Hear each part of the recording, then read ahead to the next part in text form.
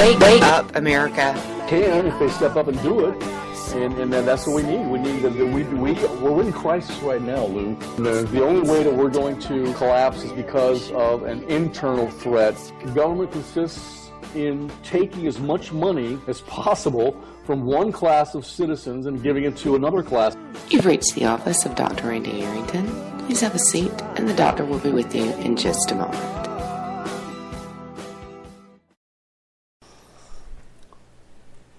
Hello, Dr. Arrington. Wake up, America. I think I got something to say to you. I love the United States of America. I want you to love the United States of America, too. Now, rest assured, Dr. A will not try to put his brain into your head.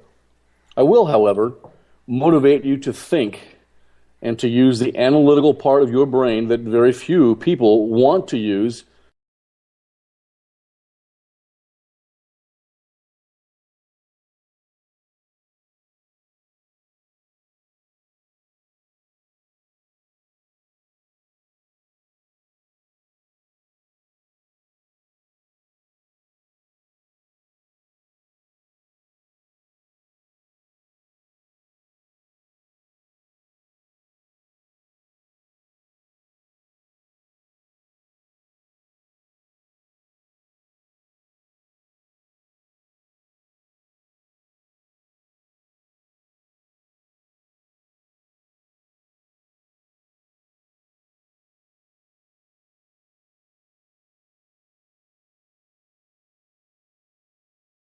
Wake up, America. Can if they step up and do it. And that's what we need. We're in crisis right now, Lou. The only way that we're going to collapse is because of an internal threat. Government consists in taking as much money as possible from one class of citizens and giving it to another class. You've reached the office of Dr. Randy Arrington. Please have a seat, and the doctor will be with you in just a moment.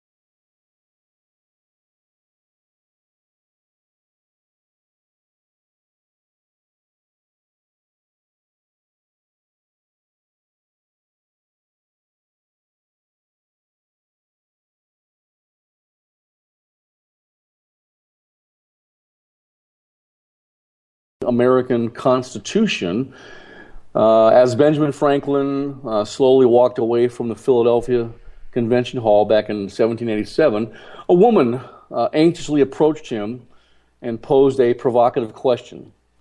This is what she said. "What sort of government have you given us today, Dr. Franklin?"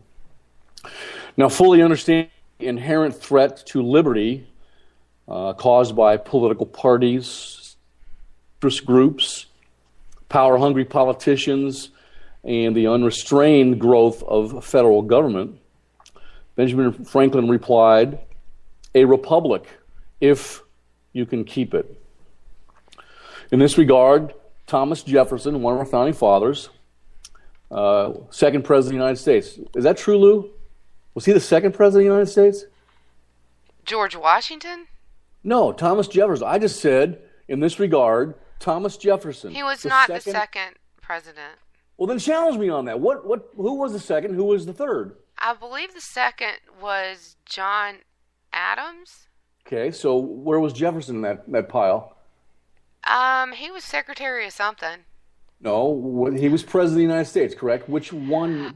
He was. I believe he was the third or the fourth. I can't remember. No, he's third. Madison was the fourth. I do that because I want my students to, one, listen to me, and to not let me fool them. I tell them. You surprised me. I didn't see you coming with that one. See, I tell them, don't believe everything you hear, see, everything you read. You might be in Plato's allegory of the cave and not realize it. You might be living in the virtual gulag that Dr. A talks about all the time. You might think you see and hear and know the truth, and you've been defrauded. You're a puppet in the virtual gulag, and this happens all the time. We're going to discuss that. So that's why I never want to fool my students, but I want to make them think. So I'll do that all the time, and I get them to have the guts to challenge their professor. Most students, when they go to universities, they're afraid until they get to their senior year. They don't want to challenge the professor, mostly because they don't want to challenge the liberal professors because they think they might get a D or an F because they did challenge. I encourage them to challenge me all the time, as I encourage you, Stacy Lennox, the rest of these people, to challenge me. Don't believe what I'm telling you is the truth. Find out if what I'm telling you is the truth on your own. Go do the research. Find out if I'm telling you the truth. Now, you know me, my mantra, speak the truth, endure the consequences. So I always do that, unless I'm trying to make you think. So in that regard, with what Jefferson said, with what Franklin said about a republic, if you can keep it, Thomas Jefferson, the third president of the United States, taught us that an educated citizenry is of vital importance to the continued longevity of the United States of America as a free country. Here's what he said. There can be no patriotism without liberty, no liberty without virtue, and no virtue without citizens.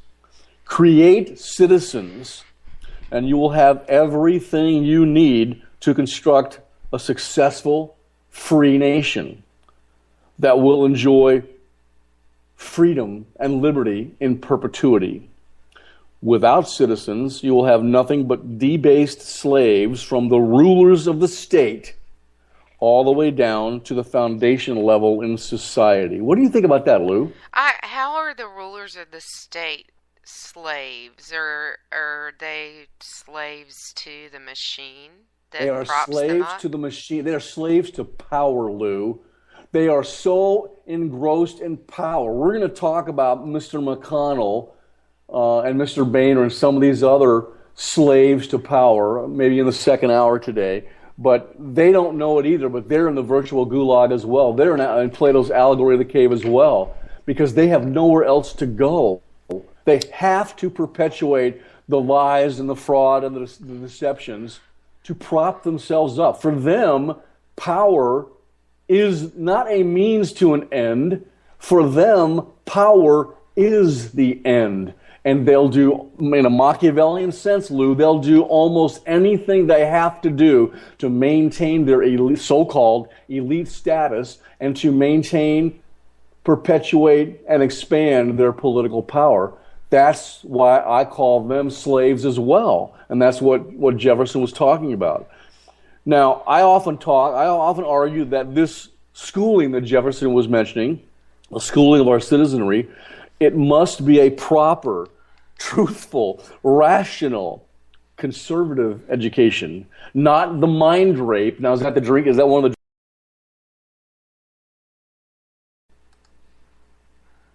trust me on this one subject, or mind rape? We're going to take a drink, is that correct? Yeah, that's true. Your audio went out for a second there, but you were talking about Kool-Aid and taking a drink, right? Yeah, well, I have Twitter trolls like you and Miss Stacy that they hate the several mantra sayings that I've adopted, and some people say I'm too aggressive, but you know what? I'm a retired Navy attack pilot. We have to be aggressive. I don't know any other way. I can be a gentleman while I'm being aggressive, but that's just the nature. I have to be that way. But so this schooling that Jefferson talked about, I always tell everybody that will listen to me, our citizens must receive a proper, truthful, rational, conservative education, not the mind rape, communist brainwashing of susceptible, gullible, disgruntled citizens that happens far too often in our universities and in our political culture in the United States. That being the case, strong leadership in the democratic model of governance. It must be leadership, Lou, that leaves the citizenry more capable when the leader departs the scene than when that leader first arrived on the scene. Here's the peculiar irony of leadership, Lou, and I want you to comment on this. The peculiar irony of leadership is this: too much personal success means that you have failed as a leader. What do you think?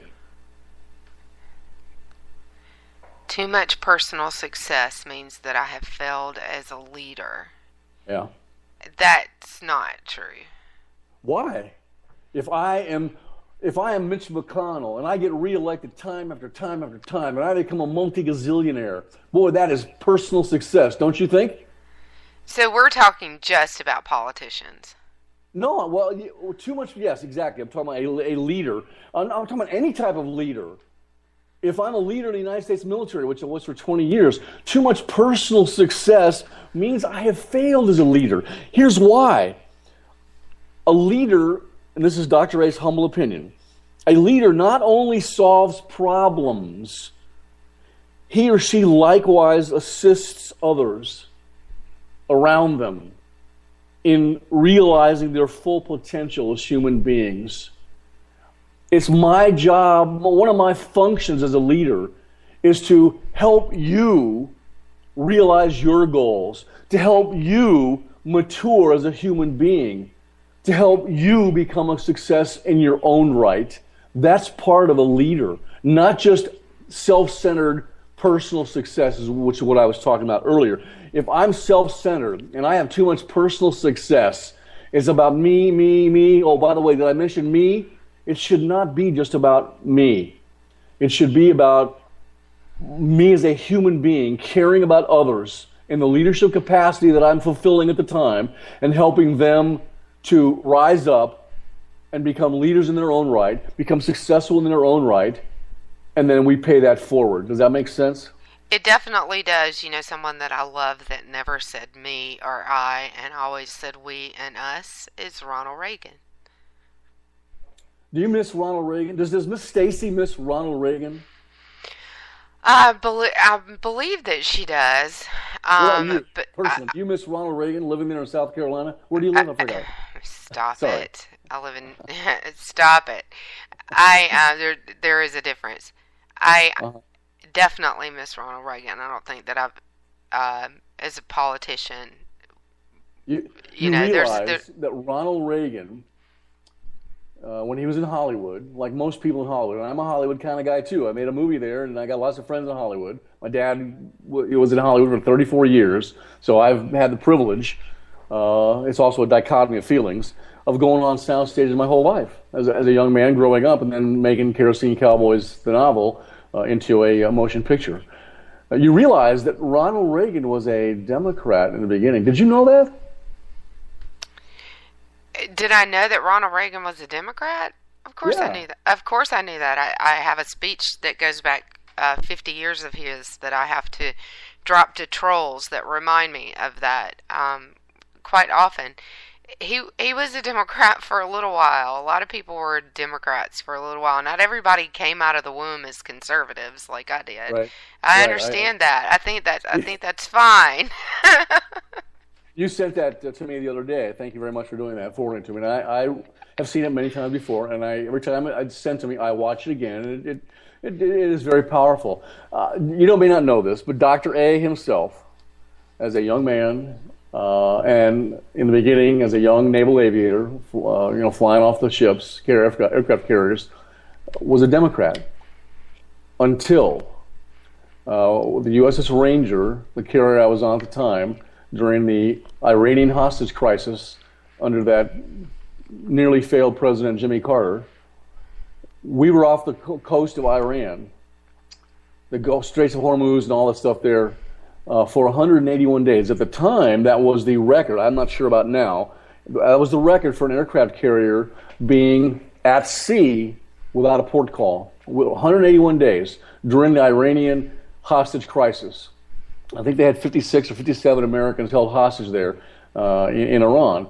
And so we were flying missions and planning strikes, doing all sorts of stuff, which never happened. They did one mission there that was a failure with some helicopters and whatever, and they didn't realize what was going to happen when they hit the ground there with all the sand. But the day that Ronald Reagan, now if you remember this, Lou, or students out there that are listening to the program, the day that Ronald Reagan was inaugurated as our president, within 1 hour of him being inaugurated, those American hostages were on an airplane headed back to the United States of America.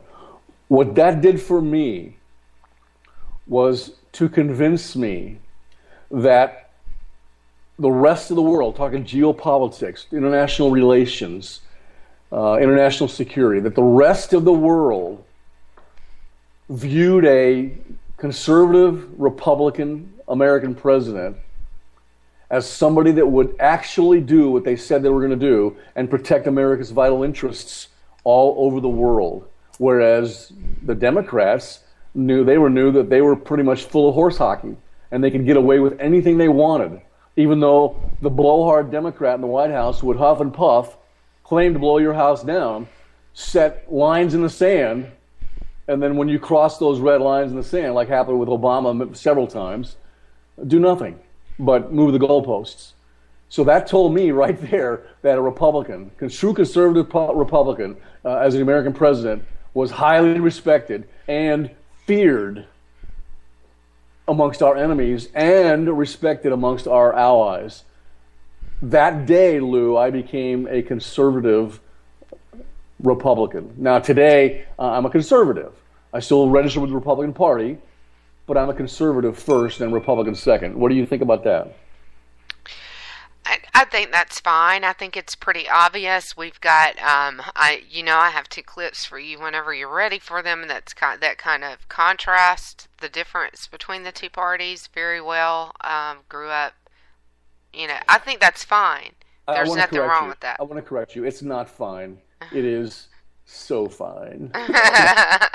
Sure, yeah, it is so fine. And you know me, I pretty much leave people to believe that they are, say that they are, any ideology. It really doesn't matter to me. It's funny you say that, because unfortunately, contemporary America is sorely lacking in patriotic statesmen and what I call true mentors of the body politic. Today, most of our politicians believe, sort of like Gene Hackman did in his movie Runaway Jury, when his character said, trials are too important to be left up to a jury, meaning that a jury lacks the requisite amount of wisdom, in his opinion, to be trusted with making the correct verdict. And that's the reason, precisely why Rankin Fitch, his character in that movie, Runaway Jury, was paid so handsomely to handpick the jurors in order to manipulate, rig, and eventually win the important gun control case that was depicted in that screenplay. Hackman's nefarious movie character, what is he doing? He is aptly describing the exact feeling that politicians, party officials, donors, and activists have about the American public, which is you're one of your heroes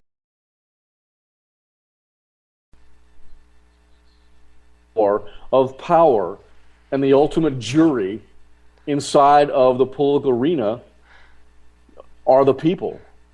And as I've taught previously, behind those hallowed closed doors, these so-called elites of each political party refer to us as the unwashed masses. That being the case, they literally hate the general population because they are forced to reach out to us every couple of years for our ballot box verdicts, for our votes. With that in mind, if politicians, partisan hacks, the media, lobbyists, and benefactors could successfully control the grassroots behavior without us even knowing it, that is the preferred behavioral dynamic that they would all choose out on the campaign trail. In other words, these self-identified elites want people in the bedrock level of society, the electorate, the unwashed masses, to be marionettes while they pull the strings as the puppet masters. Please comment. I grew up watching it kind of thrust into the middle of it as a child, and I've commented on Twitter that it's amazing what people think you're not hearing when you're under 18 will consider under 12, and they really think that you're not hearing them, so you can pick up a lot of what's going on behind the scenes. So none of this surprises me. I think it might surprise the general public to the point where they think that, well, that may be partially true, or there's some hyperbole there, but I promise you people there's not.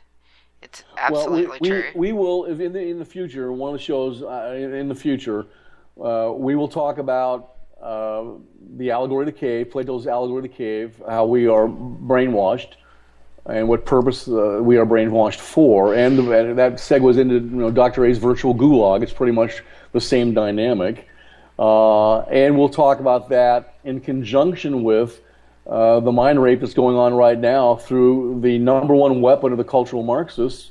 And there's another buzzword for Dr. A. Go ahead, take a drink, people. The primary weapon in the arsenal of the cultural Marxists, which is political correctness. It basically stifles rational discussion, keeps people quiet for fear of being ridiculed. And in the future, we'll talk about that, cultural Marxism, and how that's affecting us.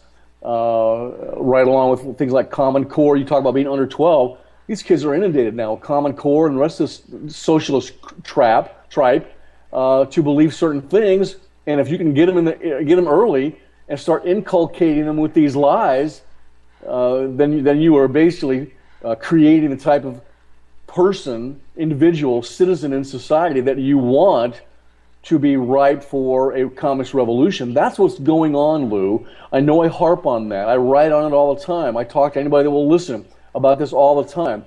We are in a crisis right now. Cultural Marxism is trying to destroy us right now, and it's being more successful than it ever has been before because of the Islamo-communist in the White House, Mr. Obama. There's another drinking word. He is actively participating in this as the radical that he is, wearing his $5,000 suit. Your comments, please?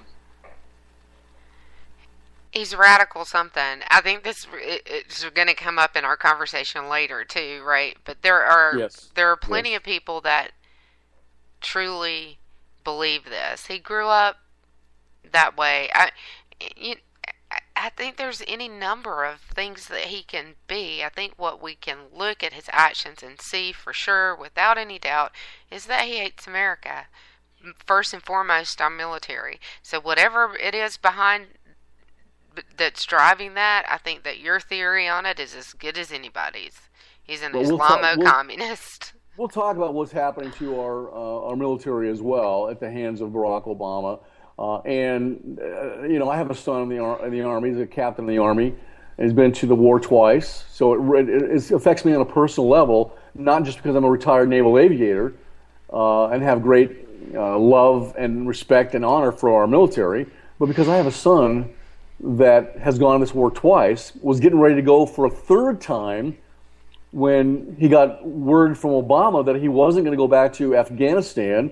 He was going to go to West Africa to fight Ebola. And I called him on the phone and I said, son, what do you know about fighting Ebola? He says, Dad, nothing. But it was another lie perpetuated by the Obama administration for their own purposes, their own agenda, to try and inculcate the American population to believe certain things that are lies. And it happens all the time. And we'll talk about what's happened to our general officers in a show in the future. By the way, I don't know if you know this. This is our third show now. We've talked many times on your show, Red Nation Rising Radio, me as a interviewee, a guest, and once as a co-host, and now on this show, Office Hours with Dr. A. I don't know if you know this, and I'm doing this on purpose. Yes, ma'am, I will let you know off the air what we're going to talk about, the plan, and then you can develop your run of the show and work it out so it works for 2 hours, know where to do the breaks and that sort of stuff, and know what is coming. But I also do this. I don't want you to know some of the things I'm going to talk about, so I can catch you off guard by surprise to see how you react. Have you learned that yet? Yeah, I've noticed that, and I'm pushing buttons on the back end here too, Doc. So you catch me every now and then. But yeah, I've noticed that. I want to do that because I want, like I did with my students in the universities, I want to sort of catch you off guard.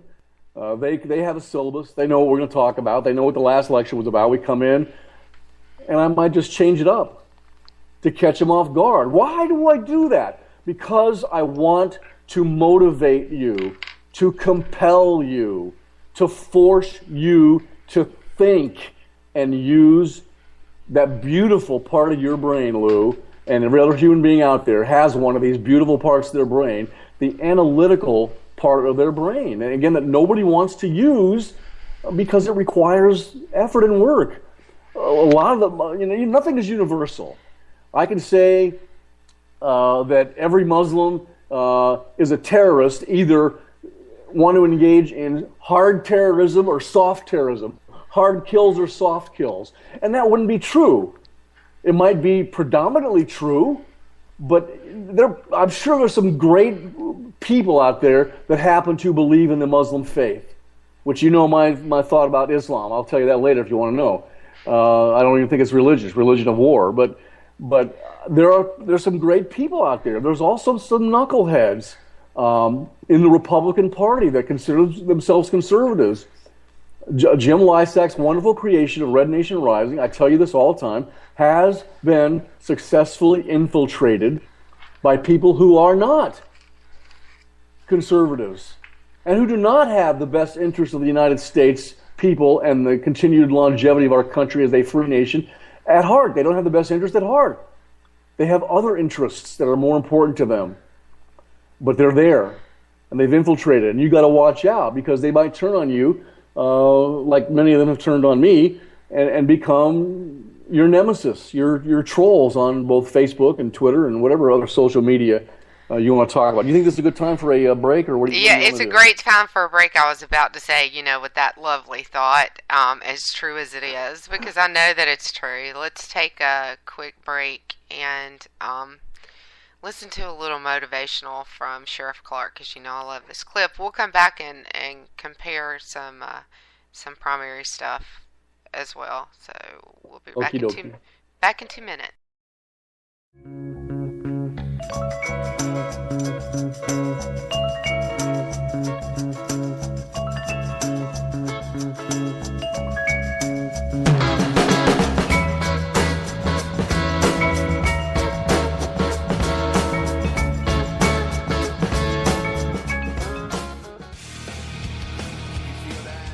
This is JD. And this is Stacy. Join us Tuesday nights, 10 p.m. Eastern, for Game On.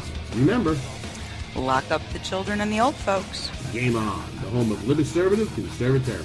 Where no one is safe and no one is spared, not even the hosts. Oh, that was supposed to be a spin cycle. I'm sorry. Yeah, that's okay. We love you anyway. Right round, baby. Self-monitoring right Ebola radio strikes again. Anyway. Anybody see the host monkey? Today. Where's the host monkey? Where's the host monkey? For God's sake, I need an antidote. Just do your rant. Let's pop out of the segment. Has to do with Find us on Twitter at JD and Stacy. You're listening to K98Talk.com. The staff of K98 Talk and the Spark Radio Network is proud to announce that our very own Rowdy Rick Robinson has been selected as one of the top conservative talk show hosts in the nation for his program America Off the Rails. Again, congratulations to Rowdy Rick Robinson for a job well done and another reason to stay connected to K98 Talk and the Spark Radio Network.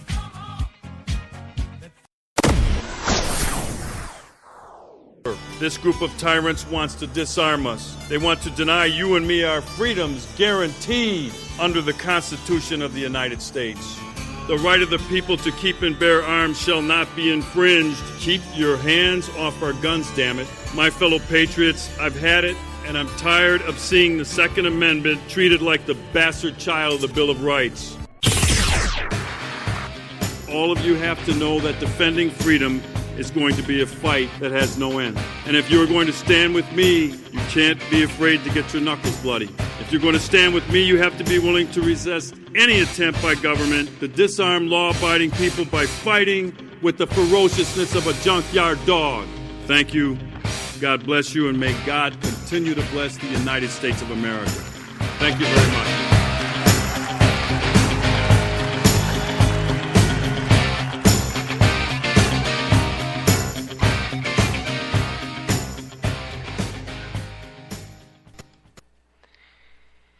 No conversation about freedom is complete without that clip right there. And we're back. Very, very powerful. Yes. You know, Lou, in his seminal work, which was titled A Semi-Sovereign People, Dr. Eric Schatzeneider theorized that democracy is a competitive political system in which the competing leaders and organizations define the alternatives of public policy in such a way that the public can indeed participate in the decision-making process.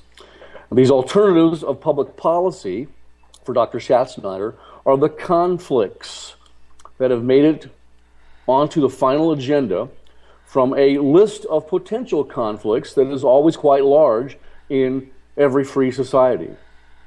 That being the case, control over agenda setting represents the real power in any political battlefield. In his paradigm, Dr. Schatzeneider assigns a primary agenda setting position to our political parties. For him, partisan competition, both visible and invisible, is the core mechanism of our democracy. And it is what ultimately determines the structure of that final political agenda. So, that being the case, if you want to know who has the power inside a political arena, all you got to do is simply look for individuals or groups who have the power to set the agenda for the rest of us. A great recent example of that would be you and Miss Stacy's nemesis, Donald Trump. In the course of a week or two, Mr. Trump boldly spoke the truth about the dangerous aspects for the United States and for American citizens of illegal immigration. By doing so, he successfully changed the discourse for all participants in the current presidential primary campaign. In other words, Trump eventually and effectively set the agenda for the entire campaign cycle, at least for the time being.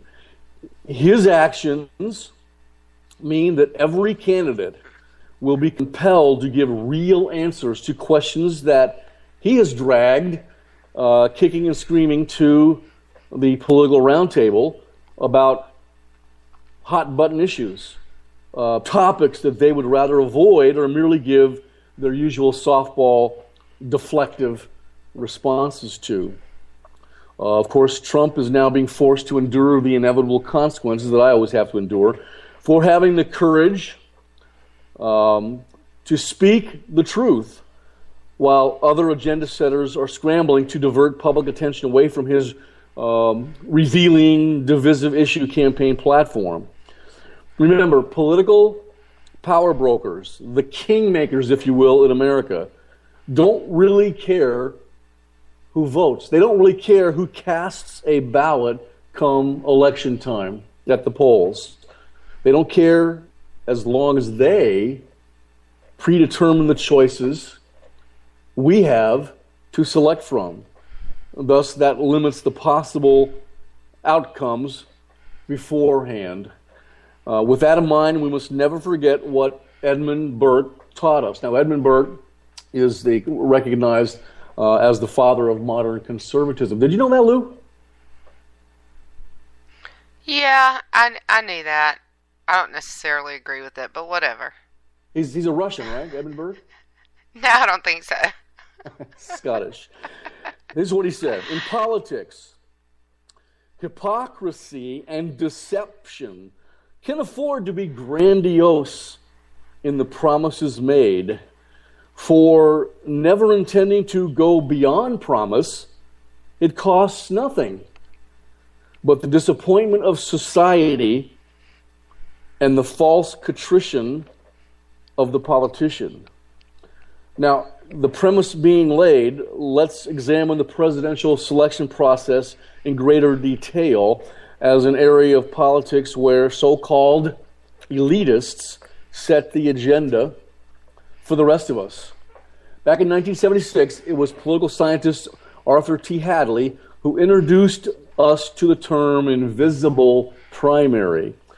He did so to describe the modern era of presidential campaigning in the United States of America.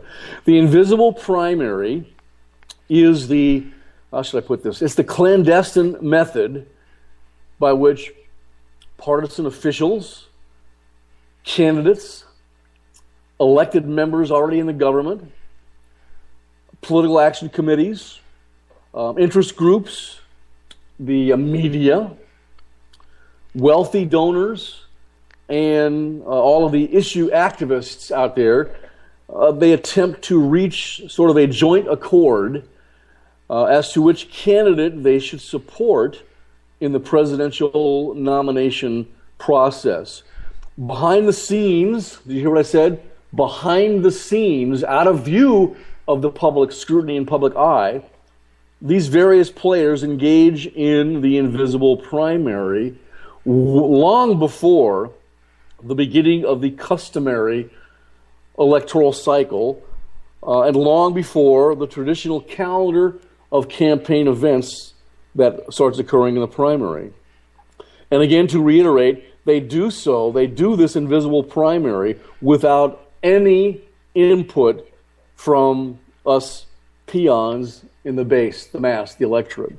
And Hillary Clinton showed us on August 28th that she at least does not care if we know that that's what's going on, because do you have a clip for that? Or? I did. You know, the interesting thing is that there is no video that I can find of this particular press release. What did Mrs. Clinton say?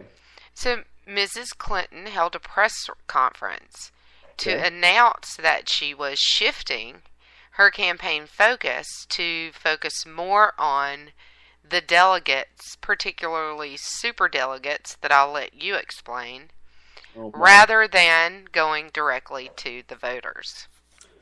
The superdelegates, they are unpledged delegates in the Democratic National Convention, also the Republican National Convention. They receive a seat automatically at the convention. Why? Based on their status as current or former party leaders. Now, you have to be current in the Republican and the Democrat. You can be a former party leader and be seated as a superdelegate by the Democratic Party.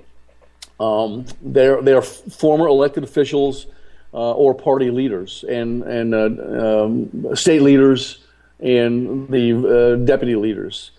There are also other superdelegates who are chosen throughout the primary season, and all the superdelegates are, again, unpledged and are, as such, free to give their support and their vote at the nomination process to any candidate that they see fit. This contrasts with the caucuses in each of our states that hold them, in which the voters choose among all the candidates for the party's presidential nomination. Superdelegate was sort of coined originally by the Democratic Party, but and even though it's not really an official term, it is still used by both parties to describe these individuals. This receives a lot of attention from both political parties, and a lot of criticism and support from academics and so-called elitists. I think it's a crock of crap that you have these. But you know, the important thing is that they're not tied to any vote. They're not bound by any vote of the people. You think so, but they are. They're already tied to the invisible primaries candidate who's been identified by those movers and shakers that make the invisible primary happen. They've already been identified. They know who they're going to support. Right now, I hate to tell you this, even though in the popularity polls, of which there are many, you've got Bernie Sanders has now taken the lead in several states from Mrs. Clinton in those popularity polls. And for, I guess, the better part of a couple months now, you've had Donald Trump in the lead in the Republican side, with the second place position shifting between Cruz and Rubio and I guess Carly and Ben Carson and all these wonderful people that are running on that side. Those really don't matter all that much. What matters is the invisible primary and who on the campaign trail are getting the most nods and support and endorsements from the recognized leaders in the various parties. And guess who that is? The leaders right now in the invisible primary are Jeb Bush on the GOP side and Mrs. Clinton, as long as she can stay out of jail, which I have a bet with Miss Stacey on. She's leading on the Democratic side. Those two are leading the invisible primary. This invisible primary, actually, what's the history of it? How did it come about? It came to fruition shortly after the Democratic Party nominated Hubert Humphrey, Vice President Hubert Humphrey at the time. They nominated him as their presidential nominee at that very contentious 1968 convention in Mayor Daley's town, Barack Obama's town, Valerie Jarrett's town of Chicago. Who's the mayor of Chicago? Do you remember? That would be Rahm Emanuel. Yeah, so it'd be his town too. Very, very corrupt American city. Yeah. Wonderful place to go, though. Wonderful place to go and visit. I love it. Don't get me wrong. I love going to watch the Cubs and the White Sox and going and eating all those wonderful places in Chicago. I don't necessarily care for the traffic on the Rhine Expressway, but it's a wonderful city. The politics is what kind of gets me. Same with California. I'm a native Californian, honorary Texan, to all those Texans out there. My mom still lives in Southern California. I buried my dad out in California. But it's hard for me to go back to California or even think about relocating to California because the politics is so screwed up, Lou. The politics is just, it's socialism, it's capitalist communism right there in my beloved California. So I don't know that I'll ever go back there. But let's get back to that primary in 68 where Jane Fonda's future husband was arrested as part of the notorious Chicago 8. The Democrats created this invisible primary after a few power brokers behind those closed doors, those what they always call them smoke-filled rooms. These party elitists decided on their own, without any input from the people in the convention or the grassroots level members of the party, that Hubert Humphrey should be the party's nominee, despite him not even having participated in a single presidential primary that year. Now you got to realize, we talked about this once on Red Nation Rising, the makeup of the political party in so-called elitist academic sectors. I did a lot of research on political parties, wrote several papers on political parties. The political party is often referred to as the unholy triumvirate. Okay, it's made up of three different levels. Yes, at the base level, you have us at the base as the unwashed masses and the grassroots party level. That's an aspect or a component of the political party. Then you have the elected officials, the seated officials who have won election and are actually in power as a representative because we put them there. And then you have the party organization. The party in organization is the Republican National Committee, Democratic National Committee. Do you know who runs the Democratic National Committee? Who's the chairman of the Democratic National Committee? Isn't it Sally Cohn? I thought it was Debbie Wasserman. Wasserman Schultz, I thought, led the caucus. Whoever. Schultz, yeah, Socialist Schultz, that's right. Yeah, one of my favorites to listen to. Yeah. I keep so up. you got that. You got the base, you got the elected officials, and you got the organization. And that is in ascending order of their influence. The party officials are the ones that are really basically in charge, and the people that are in power sometimes don't have as much power as you think, and yet they can wield power because they can align themselves with these wealthy donors and get reelected and be in safe districts or safe states, like who's the two senators in North Carolina? We actually just kicked one out and hired a new one in the last election. So it's Richard Burr and Tom Tillis. Okay, I like both those men. I'm not too fond of the guys in South Carolina. I like one of them, but our guys are okay. They're all right. Yeah. Sometimes I like them, sometimes not so much. You like Lindsey Graham? No, I'll tell no, I don't dislike Lindsey Graham. Who said that? I don't dislike Lindsey as much as people from South Carolina do, but I understand why people from South Carolina dislike him so much. What about John McCain? Jared Day doesn't like John McCain at all. Do you he's my brother, by the way. I flew the same jets he did in the Navy, and I've flown with Mr. McCain many times. I have a personal problem with McCain that I've told you about. Yeah. Yeah. He's been caught up there in the secretive, buffered climate, Mordor on the Pacific, as a couple of radio hosts like to call it, the buffered environment there inside the Beltway. Right. So without running any presidential primaries that year, Mr. Humphrey got the nod from these elitists. This type of secretive endeavor, what does that do? It effectively takes the decision-making out of the hands of the grassroots members of both parties, thus, going back to Schneider's paradigm, setting the agenda for the final election. Remember, if you want to find out who has power in any political system, find out who has power to set the agenda. And that is the real power. I don't care, Lou, who votes on it. If I get to pick what you're voting on, I don't care. One of my guys is going to win no matter what happens. So that's real power. And that's what's going on in the invisible primary. These unwise and unwashed members at the bottom of the political stratum are allowed to cast a ballot. We'll give you that privilege in our constitutional republic based on democratic principles. You can cast your ballot as long as me as an elite can tell you beforehand whom you get to vote for.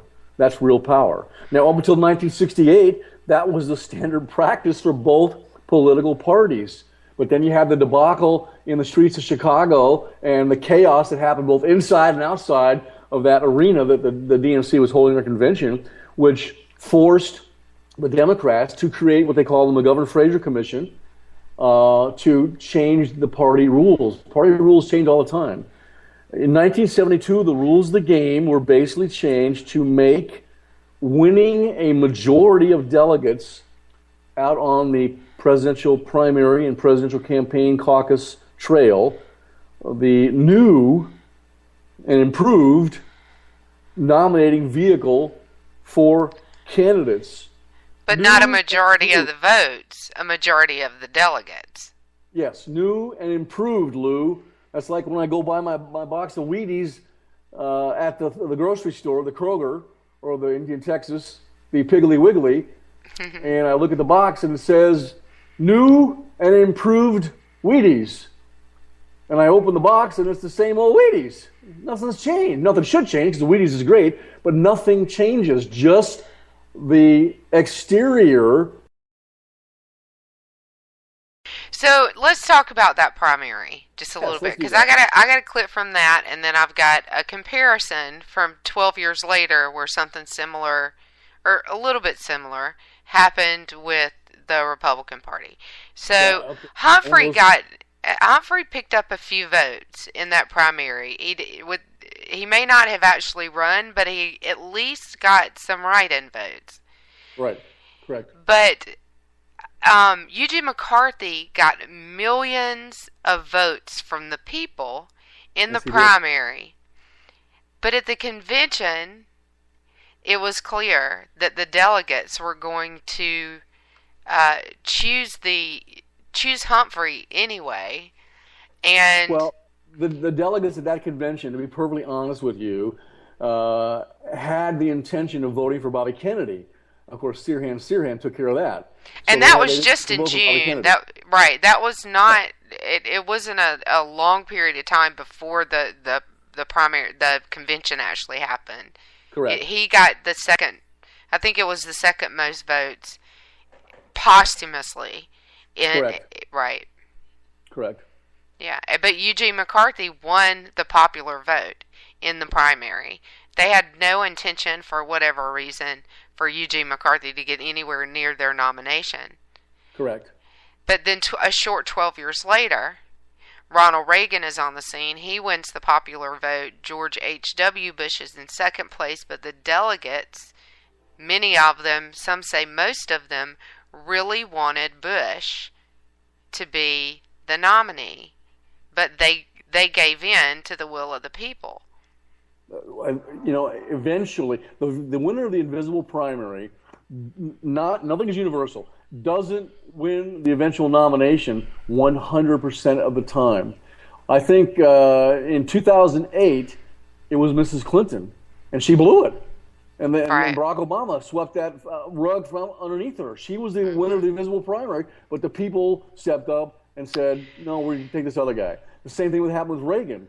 They wanted, the Republican Party today is tantamount to the Democratic Party of many, many years ago. They are just a tad bit right of center, whereas the Communist Democratic Party is communist. It's gone way left of center. Left.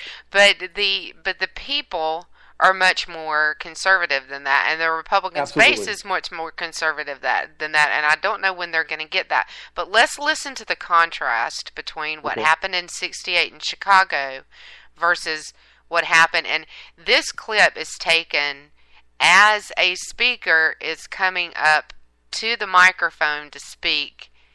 This happened. Dan Rather. What's your name, sir? And what is your name, sir? Take your hands off of me. Dan Rather. Unless you intend to arrest me, don't push me, please. I know you won't, but don't push me. Take your hands off of me unless you plan to arrest me. Wait a minute. Well, Walter, as you can see, I don't know what's going on, but these are security people apparently around Dan.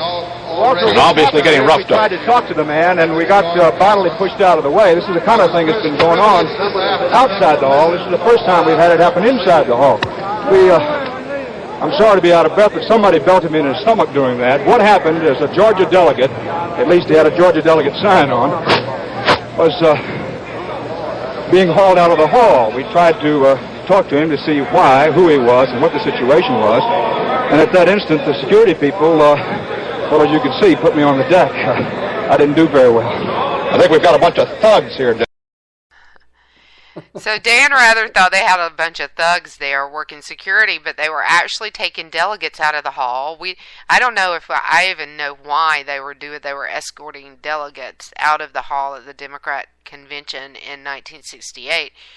But I mean, it caused unbelievable turmoil because they had no intention whatsoever of honoring the vote of the people. The reason that they were called out is because they were not puppets going along with the so-called elitists who decided they were not going to put Eugene McCarthy in the nomination spot, that they were going to pick Vice President Hubert Humphrey. Yeah, and I figured as much. That shows. They had made the decision. You're an unwashed member of the jury out there, and like Rankin Fitch said, we can't trust you to make the right decision. That's exactly the dynamic that's going on, and it is still going on today. Even though after 1972, because the rules that were changed because of the McGovern-Fraser Commission, mostly the Democratic Party, but some in the Republican Party, primaries and presidential caucuses basically flourished in each state. This altered electoral dynamic was supposed to have stripped away the influence of those kingmakers in each party, bestowing the power back to who? We the people. right, making the process much more democratic in both the approach and in the style of the campaign. But the new rules did not have the desired effect.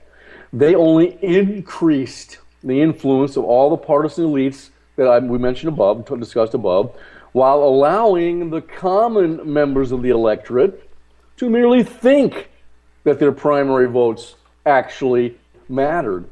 We are still in Plato's allegory of the cave. We are still mind raped in Dr. A's virtual gulag. By the way, Lou Esposito, who I call Wench because she takes crap from nobody, she's the one that gave me that title for that article, The Virtual Gulag. And those of you who don't know what a gulag is, it's the Russian name for a prison, a political prison that Lenin created. Oh, please tell me everybody knows what the gulag is. I talk to people every day that don't know what a gulag is. Of course, they're like 26-year-old waitresses that don't know what a gulag is. But still, some things should never be lost to history, and the Russian gulag is one of them. Let me tell you something here before we take this next break. Grassroots votes in the presidential primary mean almost nothing because the agenda is still set beforehand, thus limiting the available choices to the final winning pair of candidates. Again, the most important election, Lou, is not the general election, like most people think. The most important election, the most important process is who gets the nomination on the primary campaign trail in the invisible primary. And because of the invisible primary, other people set the agenda for that particular selection process. Those are the people that wield power in the political system in the United States of America. Our votes mean almost nothing because we are led like little sheep to the trough. Except for when they do. And sometimes our votes do matter. And we talked about the 1980 election, and something similar happened in the Republican Party, except that the vote between George H.W. Bush and Ronald Reagan was much closer than Humphrey ever dreamed of getting to McCarthy. There were, it was still, over a million vote margin, but George H.W. Bush was at least second. But the delegates at the convention, if you watch and I watched the video when I was pulling the audio, you watch the disappointment on some of the faces. Half of the crowd is ecstatic and cheering, and there's so much excitement. But there's a lot of, you talked about former leaders in the party, politicians are not happy about this choice at all. But the people made the choice. And here is the difference. Really similar timing within the context of the conventions, but here's what happened at that 1980 convention. This convention, my fellow citizens of this great nation, with a deep awareness of the responsibility conferred by your trust, I accept your nomination for the presidency of the United States.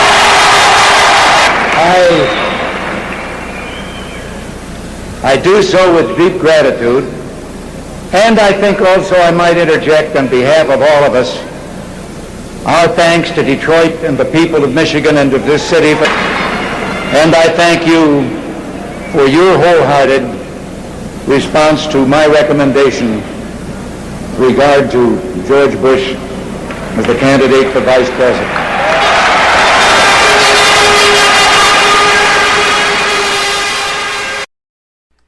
You can hear the excitement in the background. I cut out a lot of the applause and the horns, and because the clip would have gone on just those few words forever if you listen to all of that.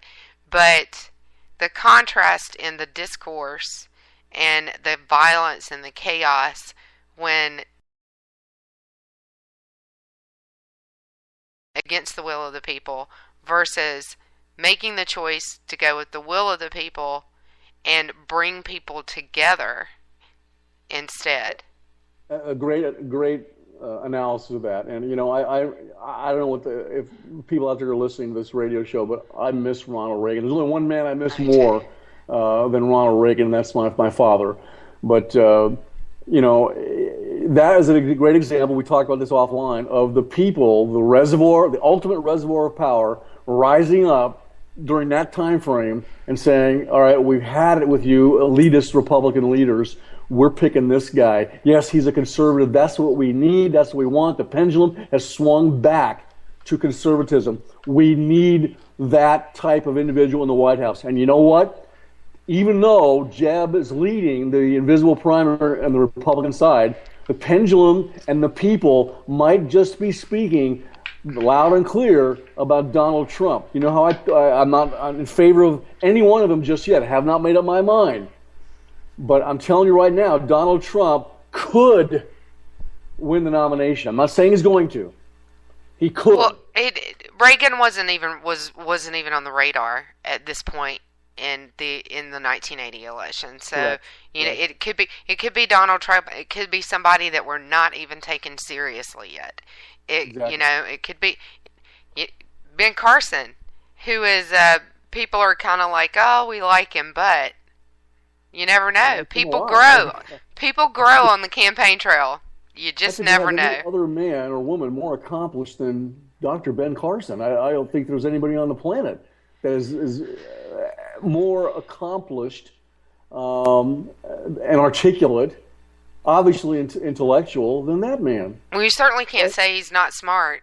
No, he's highly intelligent. He has to be. Yeah, he would not be able to do what he does. To JD, but he's smart. He would not be able to do what he does if he weren't smart. So it could be Trump. It could be someone else. I think you're probably right that the elites behind the scene would really like to see another Bush. I think you asked me last week what's the last name of our last two presidents? Do we really want another? The people don't want that. The people don't want a third Bush. They don't want a three-peat. We are not a society that believes in hereditary nobility. We're not. No. And we could talk about that in a future radio show. I got a great lecture that I give my students called "The Paradox of the American Presidency," which leads right into the public's views of the president and something that is called the presidential spectacle. We could talk about that. It'd be a great learning experience for the listeners out there. And I gotta watch out here because every time I tease JD and Miss Stacy, I think maybe they're gonna troll me on the Twitter. It would be fun if they did. JD's the funnest troll in the world. So we're going to take another quick break, Doc, and we're going to come back in 2 minutes. Shift gears. You've got 14 points for Planned Parenthood you want to go through, I do, among other things. I want to finish up what I think is going on in the invisible primary, and then we'll get to those Planned Parenthood butcher shops. All right, I'll let you do that. We'll be back in 2 minutes.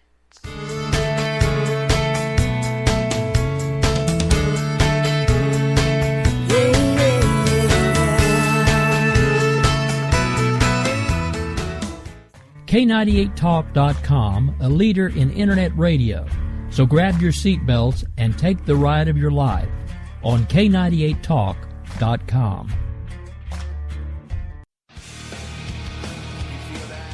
This is JD. And this is Stacy. Join us Tuesday nights, 10 p.m. Eastern, for Game On. Remember, lock up the children and the old folks. Game On, the home of liberservative conservatism. Where no one is safe, no one is spared. Not even the hosts. Oh, that was supposed to be a spin cycle. I'm sorry. Yeah, that's okay. We love you anyway. Right round, baby. Self-monitoring right Ebola anyway. radio strikes again. Anyway. Anybody see the host monkey? Where's the host monkey? Where's the host monkey? For God's sake, I need an antidote. Just do your rant. Let's pop out of the segment. Find us on Twitter at JD and Stacy. You're listening to K98Talk.com.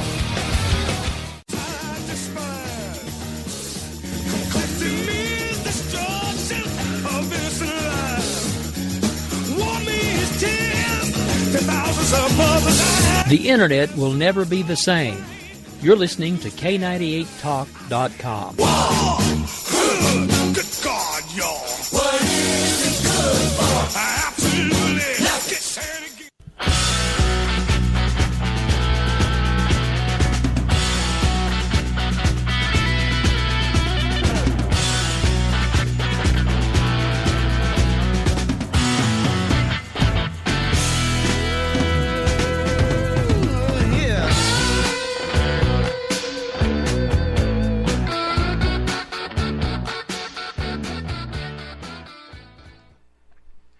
So it's not Saturday night, it's actually Sunday. But I think you had something you wanted to finish up, Doc.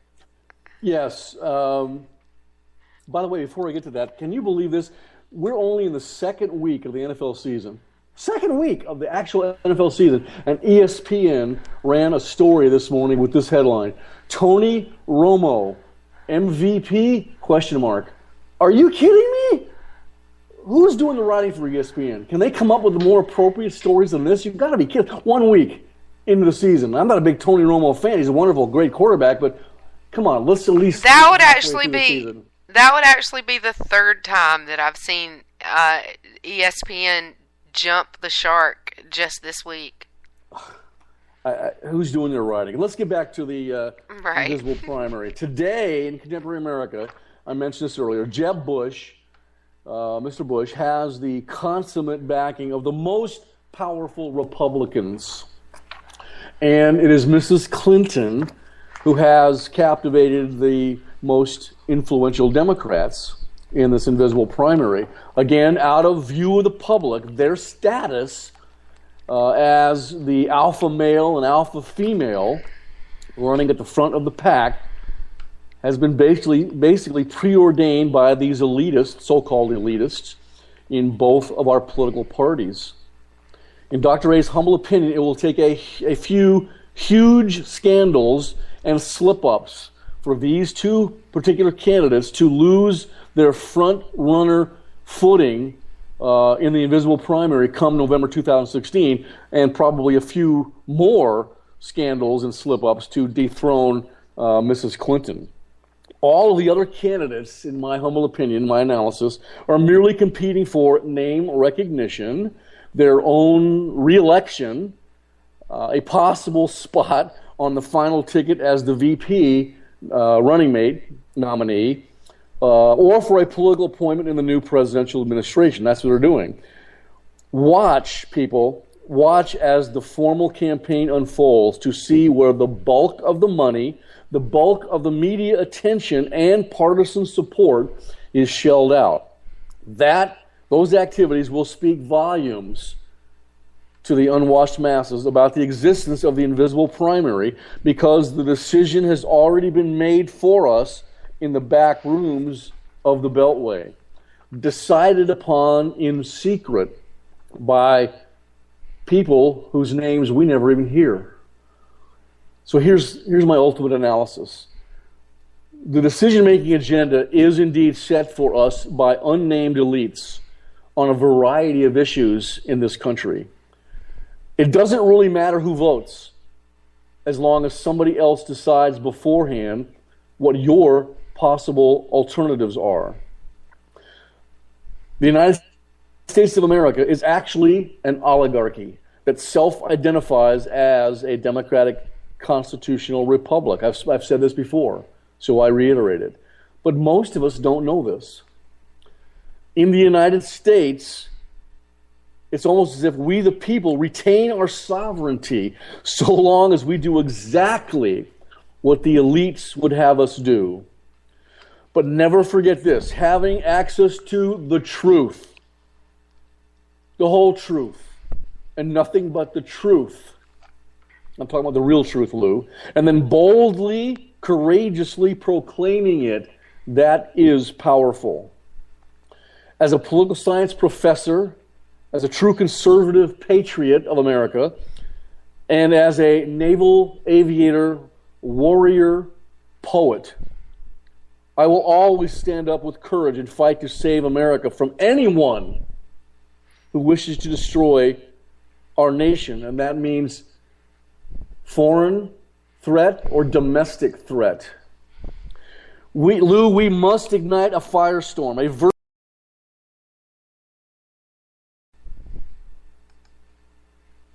That's exactly what we need to occur in our conservative ranks all over this great nation. We must get aggressive and take our country back from those who would abolish it. Never surrender. Never give up, as Churchill taught us, World War II. Never stop fighting.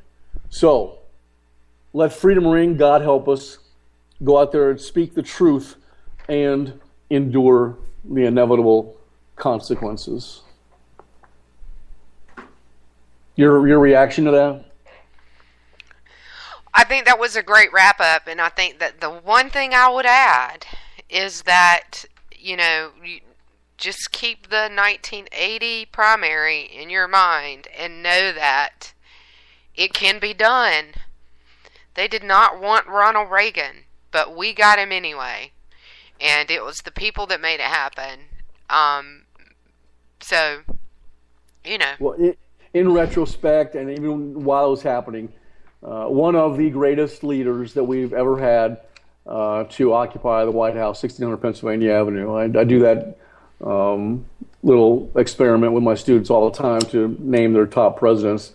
He is one of the greatest presidents we ever had because he was humble as a leader, knew who to select and surround himself with, people that were highly intelligent. They get upset with Donald Trump. There was a gotcha question from Hugh Hewitt the other day about the different names of the various leaders in the Islamic insurgency in the Middle East. If he would ask me that, I'd say, I don't know all their names. I can't even pronounce their names. When I have Islamic students that I train, I sometimes have to look up their student number because they have 5 or 6 different names. So many Hispanic people have 5 or 6 different names. I don't know all their names. I know what they want to do. And that's really all I need to know. Well, and I don't think that's the point. I don't think that's the point. So if we're going to talk about, Reagan and Trump in contrast, I don't think that's something that Trump wants people to do, quite honestly. Because if you start with the temperament and work from there, and the humility of Ronald Reagan does not exist in Donald Trump. The temperament of Ronald Reagan does not exist in Donald Trump. And that is not to criticize Donald Trump. He's gotten where he is today because of his temperament and his personality and who he is. And he works in the New York market. He would have been eaten alive if he was a ranch man, like Reagan. But that's they're night and day, the two of those guys. Reagan's, during one of the debates with Mondale, said that was one of the issues was he was a little bit older man, would have been the oldest president elected if he was elected, and they asked him to respond about issues like that, and he said, I'm not going to make my opponents, Mr. Mondale's youth and inexperience, an issue in this campaign. And everybody busted up laughing. So the humility of the man was astounding, and that's what you got to do. I, often have people want me to run for office, and I say if I ever got elected, I would surround myself with people who are smarter than me on the various issues, and who also would not be timid about making sure that Dr. A kept one foot firmly planted in humility. That's why I have you and other people out there, Jared Day and Rick Robinson, Stacey, JD. They keep me firmly planted in humility. Now, we're getting ready to talk about Planned Parenthood and Mitch McConnell, who is just astoundingly disappointing to me and many other people, both in the United States and in Kentucky. He said that bringing a vote to the floor of the Senate to defund, which the House already has voted, has approved, bringing that to the Senate would be, in his opinion, an exercise in futility. And I want to reach out to him in an assertive yet gentlemanly manner and say, sir, let me tell you what a real exercise in futility actually is. Voting for a sniveling coward like you. That is an exercise in futility. Let me ask this question, Lou. Why do the politicians lie to us? Well, I say because they can. They get away with it. We allow it. Exactly.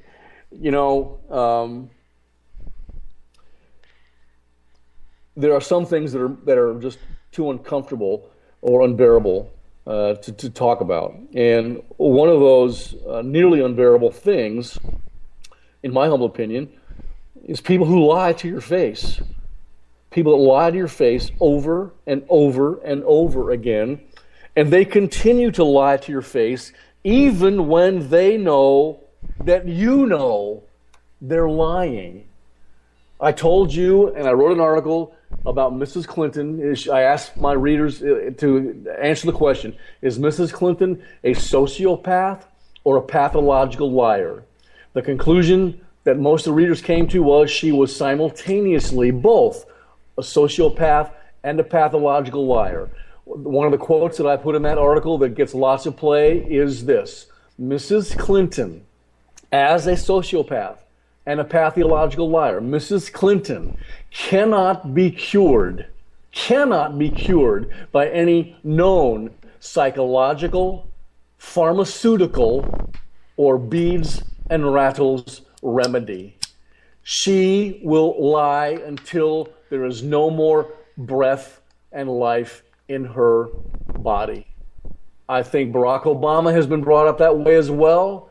They do nothing but lie to further their own agenda, to further their own power and increase their power base to protect themselves. They will never stop lying. And the problem is, most of us in the electorate don't know they're lying, want to give them the benefit of the doubt. But they keep lying, even when they know that we know they're lying. Now, I think there's probably something that's even worse than this. That is being so pliable, such a loser parasite, as I call them, that you never call them on the lie. Let's go back to the beginning of the show, Lou, and what I told you when I was trying to set you up. I often try to catch you by surprise to keep the show lively, not just our run of show notes, because I want you to respond spontaneously to me. And I mentioned that Jefferson was the second president of the United States, and I wanted you to call me on it. I do that all the time with my students. I want you to have the guts, the courage to challenge what I've just said. You have to make it later in the show. You have to make it later in the show because I'm too busy pushing buttons in the beginning of the show. Well, I want you to speak up and challenge me when I utter an obvious falsehood to see if you're listening, and we'll step up, and also to check the veracity of what I'm telling you and I'm claiming is the truth. I want you to find out on your own. Don't believe me just because I said it and I got a PhD and I taught at UCLA. Don't believe it just because I said it.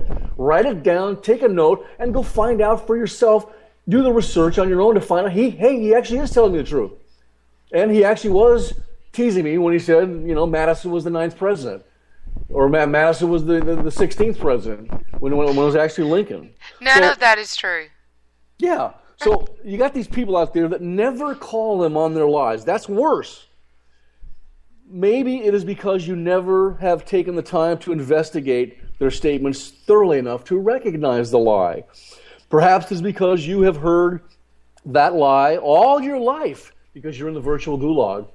You've heard that lie all your life because you're in Plato's allegory of the cave. You don't know any better. You don't know the difference. You've heard it all your life, and you have merely accepted it as fact. Remember what I teach my students. Truth changes, Lou. Truth changes because it is subject to human interpretation, and truth changes because it's subject to human manipulation. But you're talking about perceived. You're talking about perceived truth and not actual truth. Actual truth can change too, because Stalin changed the actual truth all the time to support his agenda. Whoever controls the past controls the future, Lou. If I can change the past, I can control the future. And guess what? Those that control the present control the past. I can change the past, and ergo I can change what was considered to be the truth for my own purposes. People believe things, accept it as the fact when it's not. They're mind raped, they're brainwashed. Or the reason they don't do this, various liars, that they're lying. Guess what, Lou? That takes moral courage. It takes backbone. It takes internal fortitude to do that, to call somebody, especially somebody with so much notoriety and is so well known is often called the most powerful woman in the world, Mrs. Clinton, or Barack Obama, the first black American president, African American, half African American president, to call him a liar. That takes a lot of guts. Well, there you are have people to. that can't do that. You have to also consider whether that actually helps people or not, because Ted Cruz recently called Mitch McConnell a liar, and it really didn't. That might not have anything to do with it, but it didn't really. Let me just tell you something. Make Mitch him more popular. McConnell is a liar. Quote But it Dr. didn't Ray make on Ted this. Cruz But my point is, it didn't make Ted Cruz any more popular to call him that. Why do you think that's the case? Look to the invisible primary. The invisible primary controllers do not want Ted Cruz anywhere near the White House because he will call them on their hypocrisy. He will bring their lies to the light of day and expose them for what they are. Hypocritical politicians, frauds, liars. He will bring that to the forefront, just like Trey Gowdy is trying to do in the House.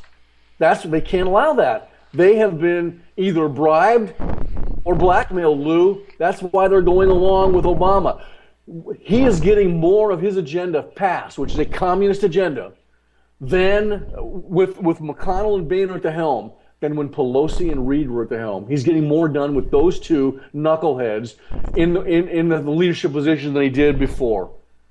They've either been bribed, or he's got something on them so devastating, like he does on Justice Roberts, that they're being blackmailed into subservience. What do you think about that thesis? Oh, I don't. It certainly wouldn't be the first time. Read the one of my favorite books, nonfiction, is The Strong Man by James Rosen. Yeah. And the truth of what happened to John Mitchell and a lot of what happened during the Watergate scandal on the GOP side.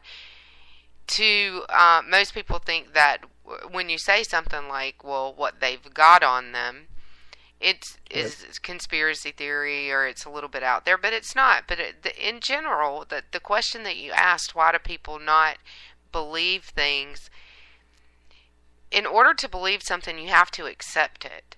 So there's a level of acceptance for where we are and what we as people have allowed to happen.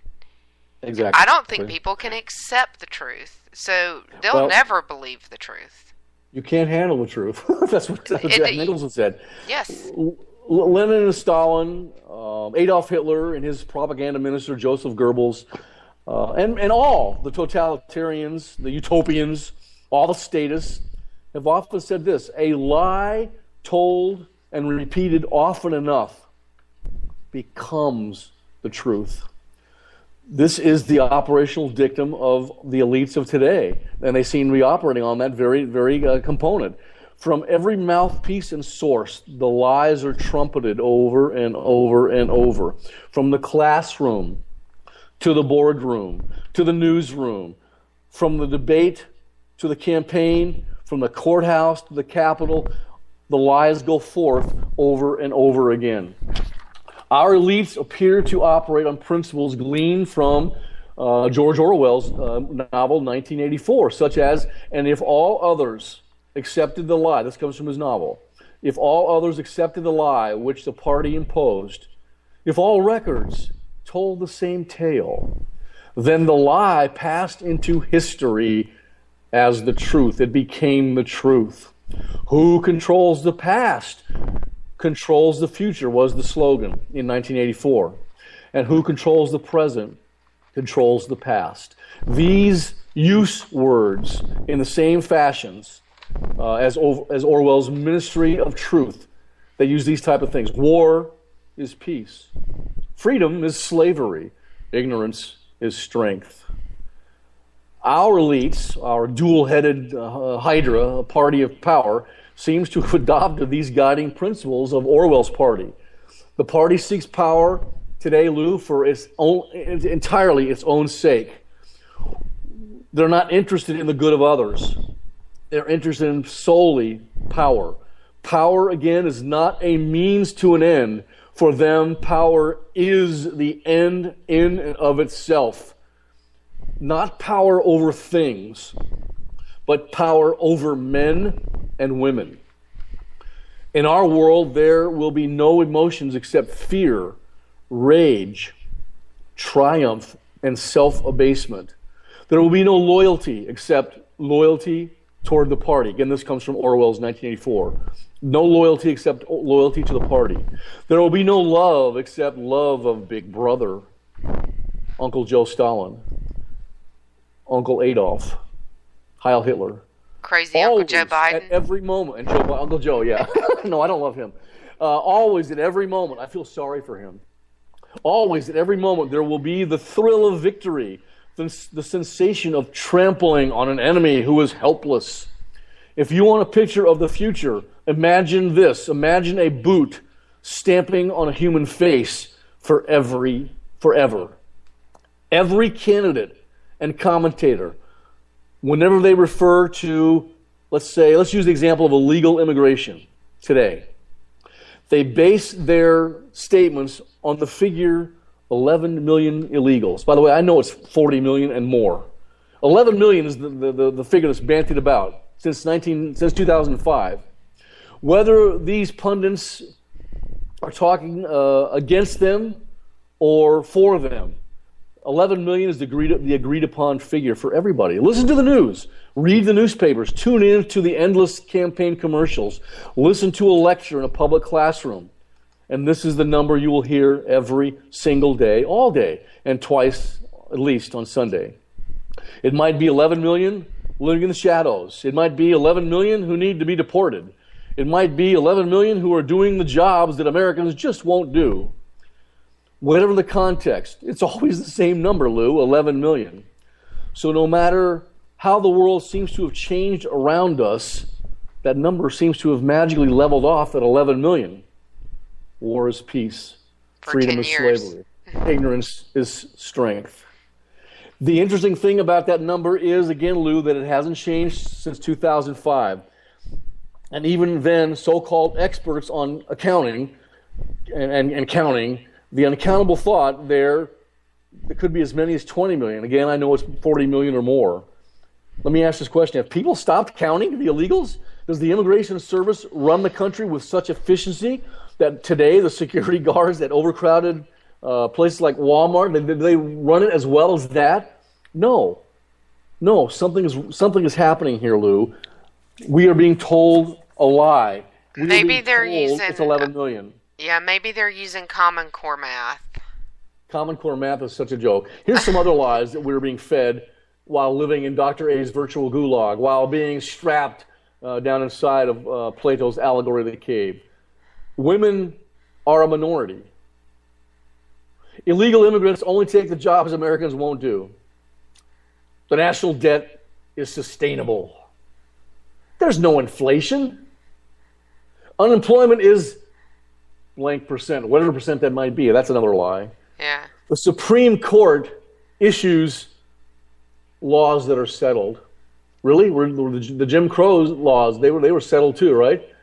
I don't think so. The Dred Scott decision was a Supreme Court decision. Clearly Slaves not. Returned to their owners. That was crap too. Mm-hmm. The Supreme Court is not always right.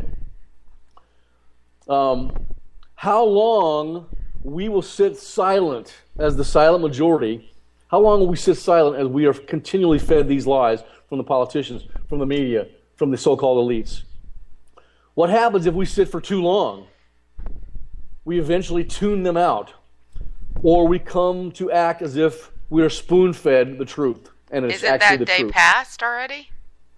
I don't think so. I think America's starting to wake up. I really do. I think you mentioned 1980 when Reagan, the Reagan Revolution, which was certainly not wanted by the Republican establishment, swept into power for two huge majority votes, landslides, because the people said, that's it, we've had enough.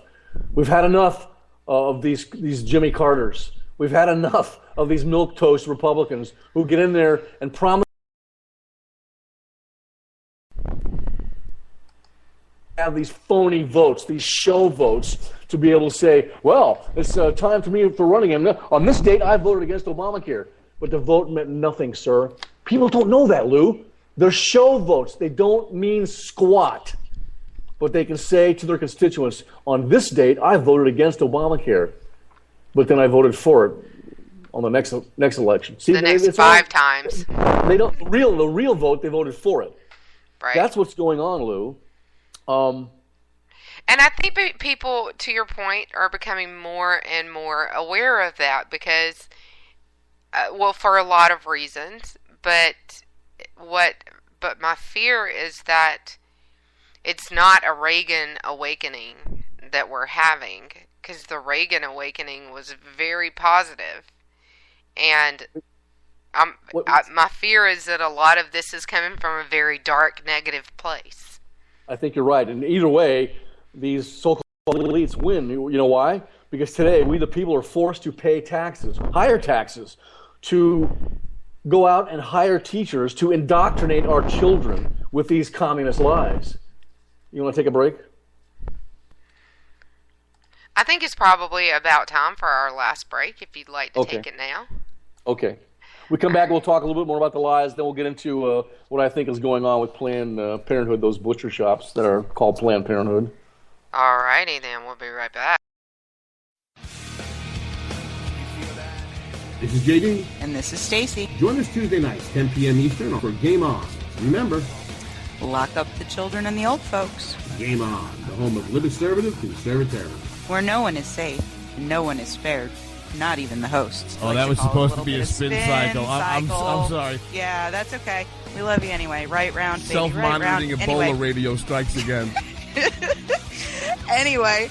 Anybody see the host monkey? Today. Where's the host monkey? Where's the host monkey? For God's sake, I need an antidote. Just do your rant. Let's pop out of the segment. Find us on Twitter at JD and Stacy. You're listening to K98Talk.com. Well, I think it's time we ask ourselves if we still know the freedoms that were intended for us by the Founding Fathers. If we lose freedom here, there's no place to escape to. This is the last stand on earth.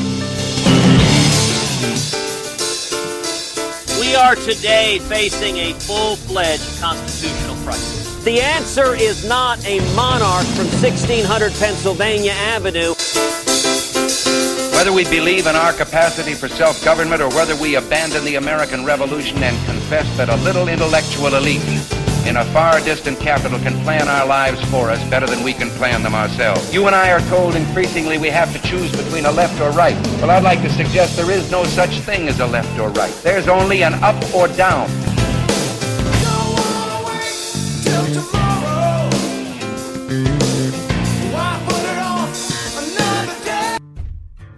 K98Talk.com, a leader in internet radio. So grab your seatbelts and take the ride of your life on K98Talk.com.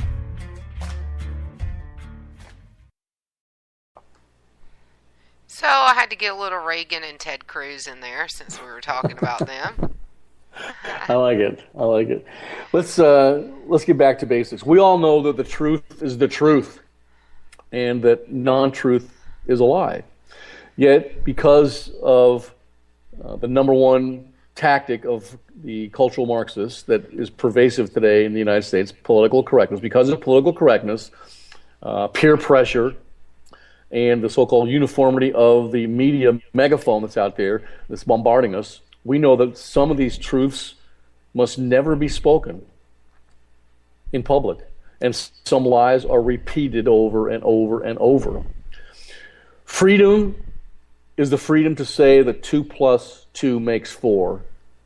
If that is granted, all else follows. And after all, how do we know that 2 and 2 equals 4? Or that the force of gravity actually works, according to Newton's theory? Or that the past is unchangeable? It is changeable. If both the past and the external world exist only in the mind, and if the mind itself is controllable, brainwashable, mind rapeable, what can we say then about the truth? Why do they lie to us, Lou? Because it advances their agenda. Why do they lie to us, Lou? Because it maintains their power, the power of the elites. and because we allow it to go on. You mentioned that earlier, because we let them get away with it. That's why they lie, and they do it all the time. Now, talking about lies in Planned Parenthood, Mitch McConnell said that, we mentioned earlier, that bringing up a vote from the House bill that was passed for a defunding of Obamacare, of Planned Parenthood, the $500 million we give them out of taxpayer dollars. He said it was a exercise in futility. The Senate Majority Leader should be challenged to answer just exactly how defending life has ever in American history been viewed as an exercise in futility, sir. Could you answer that for me?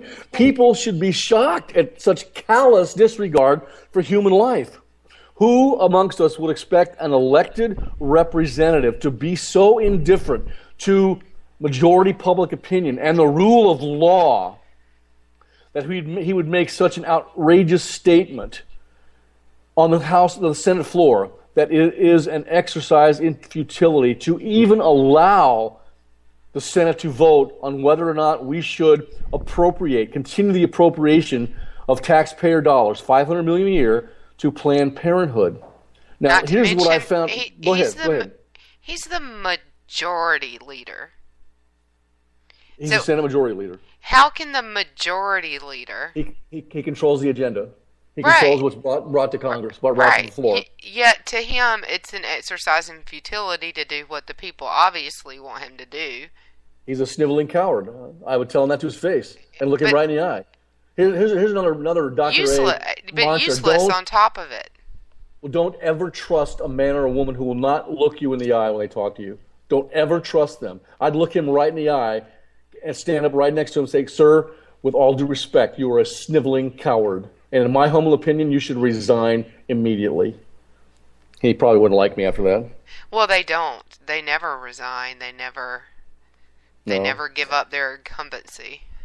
Yeah, it was these investigative journalism videos. I think it's from the Center of Medical Progress.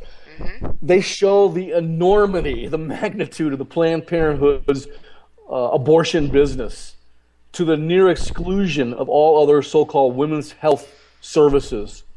These videos also, and I've seen them, I don't want to see them, but I have to see them so I can talk about them intelligently. These videos, these heinous, macabre videos, also reveal clear instances of violation of many federal and state laws on so-called allowed abortion procedures, partial birth abortions and all that stuff.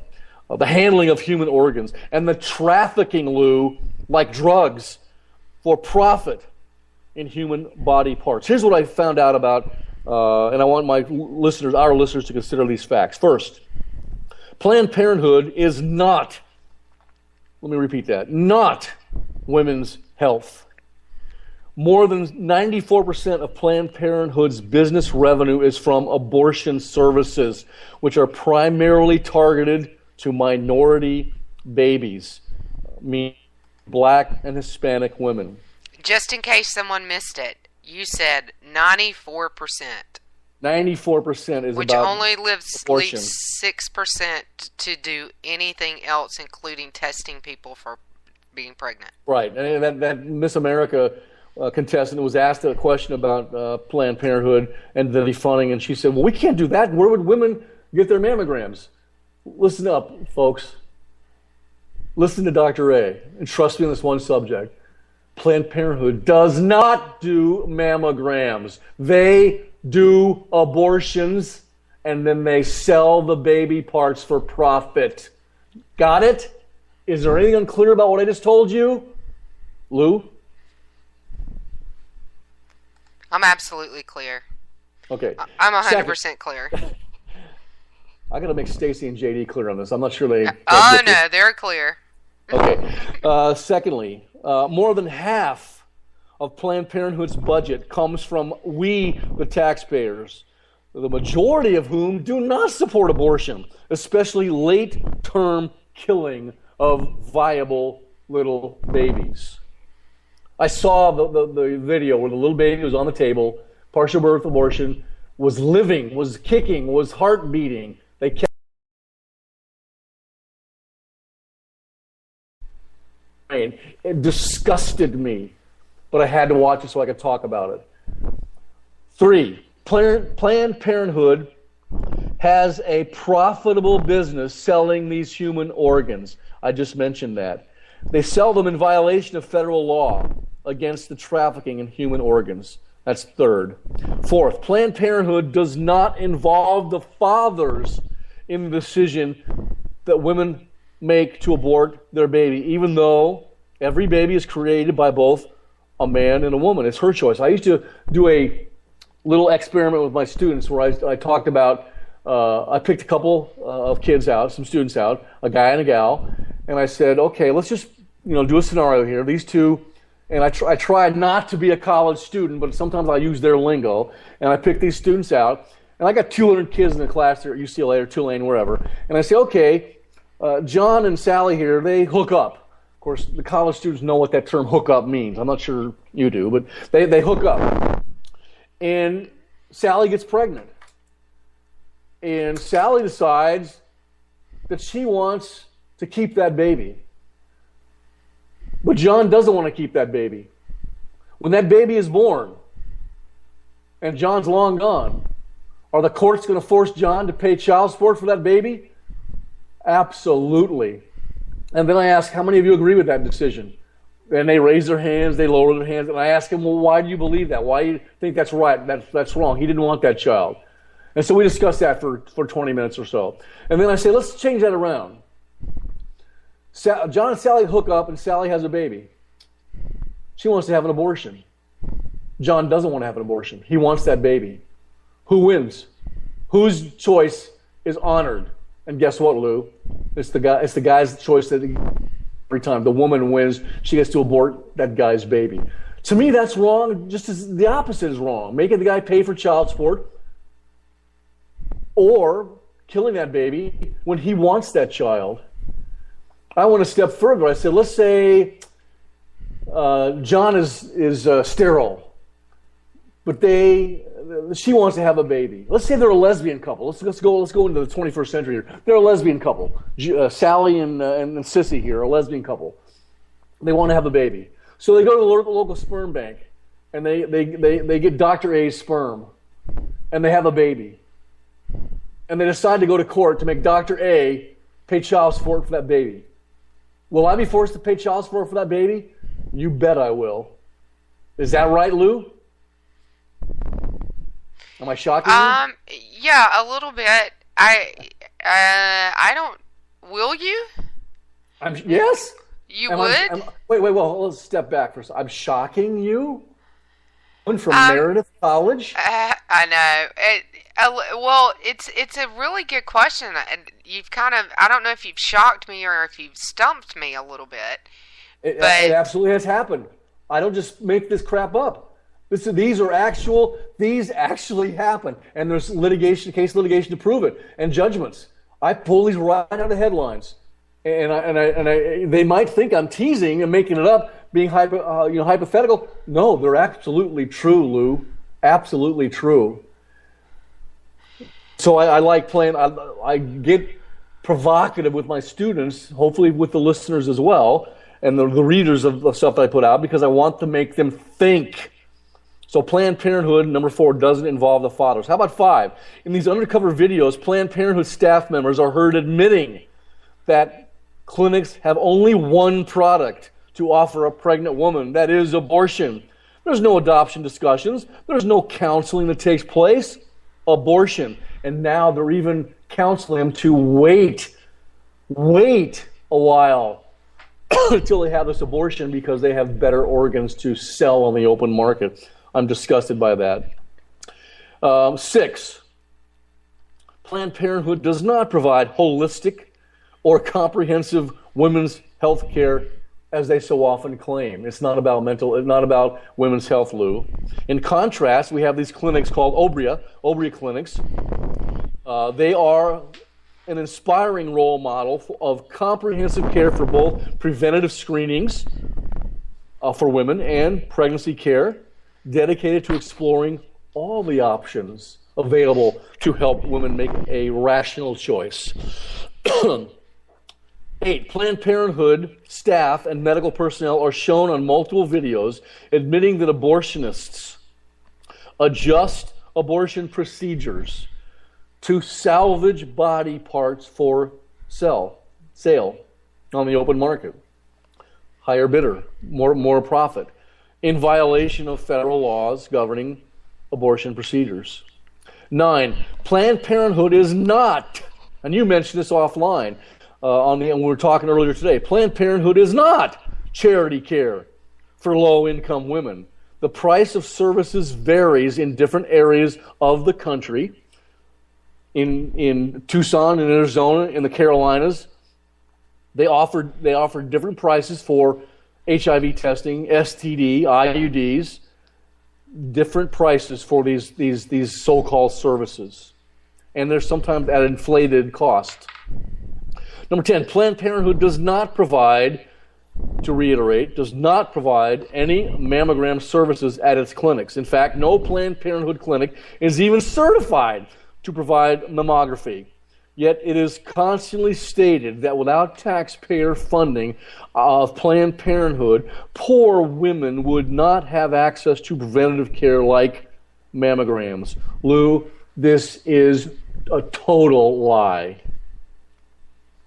11. Planned Parenthood does not fully inform women that it plans to sell the baby's body parts and keep the profits, again in violation of the consent laws.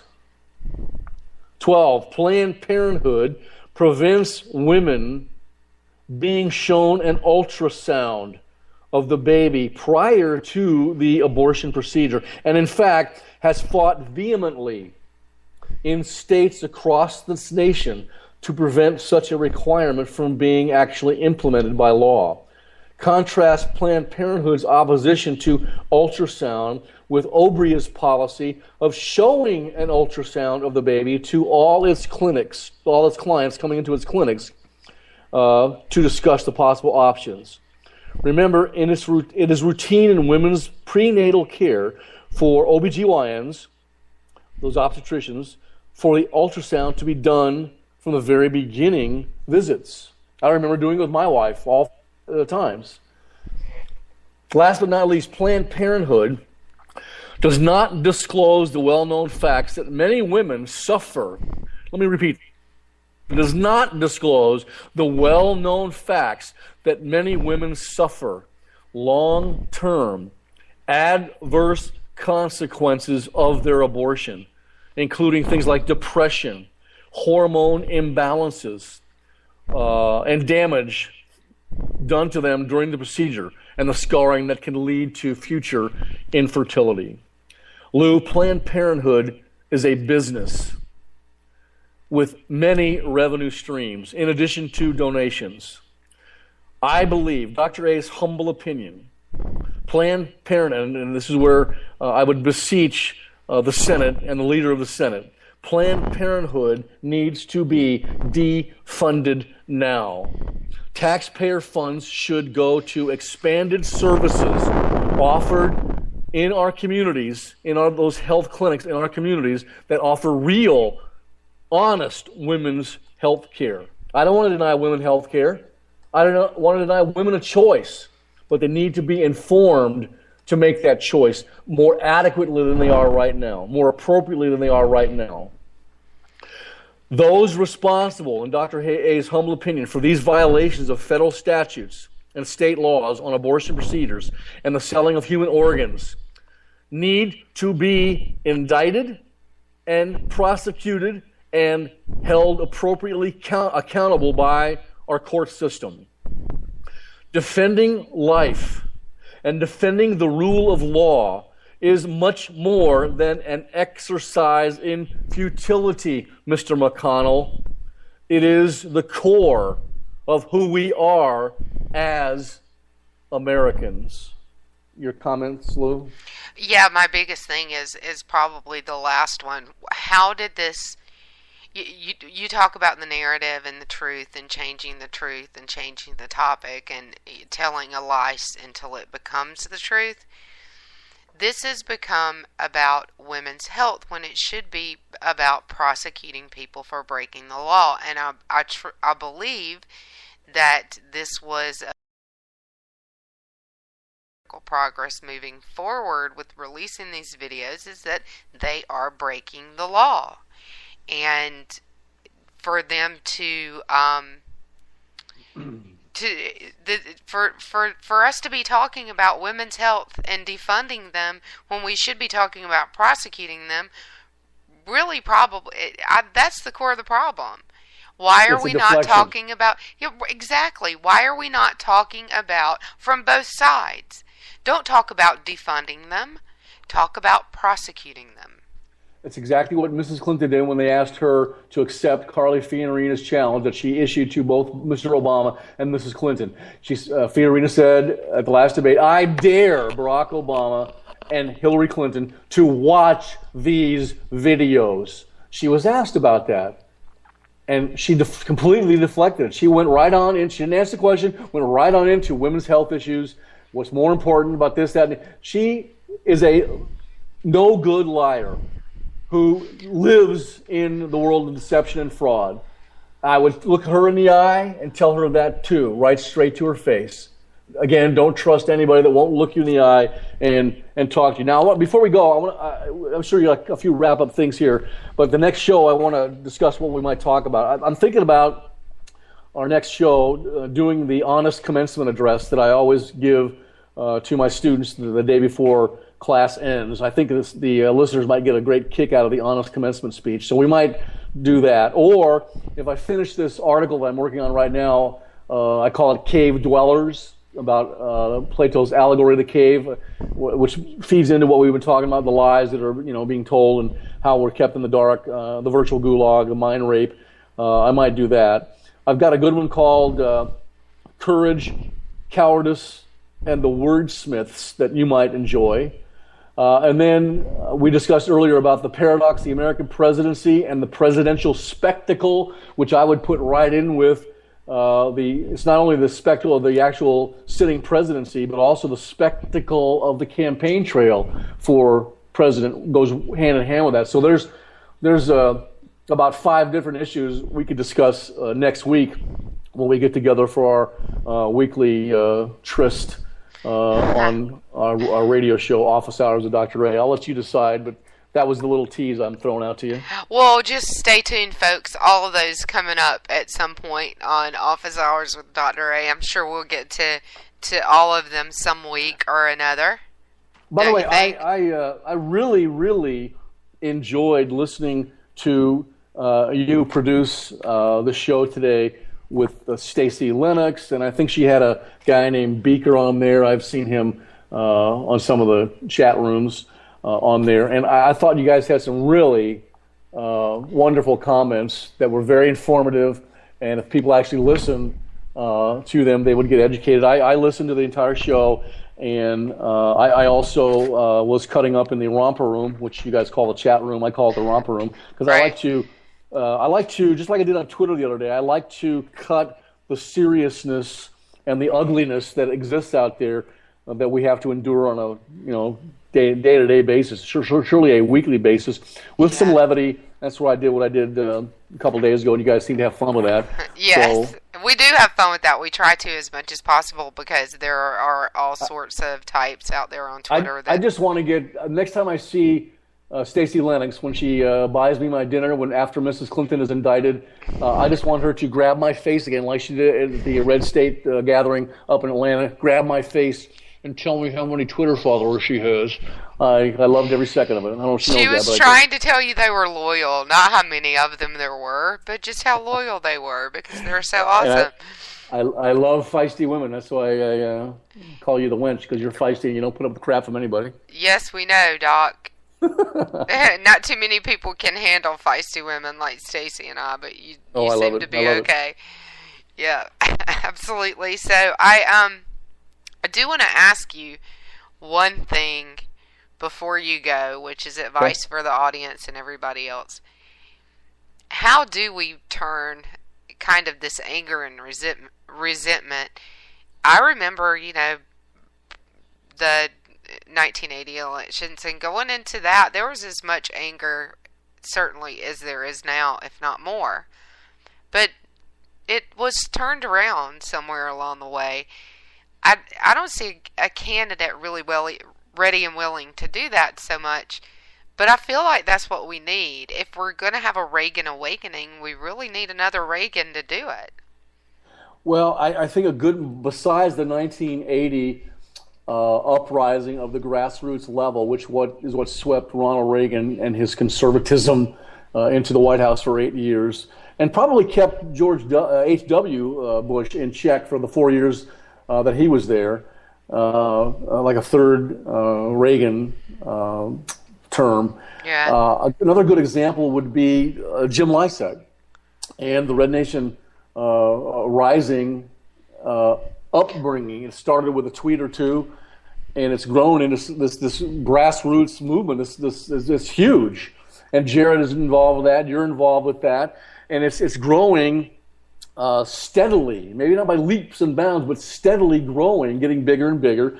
And more people, I believe, in my humble opinion, are waking up and actually listening to what's being said and understanding what the real truth is, and not just going off the mantra that the politicians are telling them is the truth. They're breaking free from the shackles of the virtual gulag. They're breaking free from Plato's allegory of the cave, and they're looking up in that cave, and they're seeing that light, and they're crawling to the light, and they're getting out into the light, and they're able to handle, which the light, by the way, in Allegory of the Cave by Plato, is the truth. The truth is, that's the light that most people can't handle. And that's why he said, you got to have the philosophers help you understand the light. That's why philosophers need to be king. So that might be true. We should elect the best and brightest, but those best and brightest also have to be intelligent enough to realize part of their job, Lou, is to properly, like Thomas Jefferson said, properly educate those people who need to be educated about the truth. Properly bring them into the light so that they in their own lives can recognize and handle and understand the truth, first within their own family, then within their own community, and then expand to the state, local state, and then out into the nation. I think that's what Jim Lysak has done is great, because Red Nation Rising is getting bigger and bigger, and people are actually starting to listen and wake up to what needs to be done in this country. And I think it's going to happen next November. What are your thoughts? I sure think I sure hope so. I'm going to be watching it pretty closely, and of course doing what I can, and a lot of us are. I'd really like to see this turn into another Reagan awakening, because I think that's exactly what we need. And you know, that's what I use when people are feeling pretty down in the dumps about where we are. I just say, hey, we've done it before, we can do it again. We turned around the damage of the Carter years, and what came before that, because, you know, I think there were some things that happened before his administration that probably helped him along in his what you called a nearly failed presidency. But you know, we've done it before. We can do it again. I definitely think that it's possible, but we got to get out of here till next week. Well, Doc. before I go, you remember what I always say, let freedom ring, God help us, and all you need to do is speak the truth and then endure the consequences, the inevitable consequences, which I have to endure all the time. The other thing is, every now and then, you and your wonderful husband will take a break, and you'll go somewhere. And I don't let you do that for very long, do I? What do I say to you? I text you and I say, hit the deck, bub, and get back into the fight. Yeah, get back in the fight. Hit the deck. Yep. That's a carrier thing, I assume. It is a carrier thing. Hit the deck. That's exactly. Hit the deck. Get back into the fight. Yeah. In naval aviation lingo, let's say pitch back into the fight. Pitch your jet back into the air combat maneuvering fight, and let's win this fight, Lou. All right, pitch back into the fight. I like that. So we're going to get out of here till next week. We'll be back Sunday, 3 p.m., K98 Talk, and, you know, just to wake you up again. All right, we'll see you next week, Doc. Bye, Lou.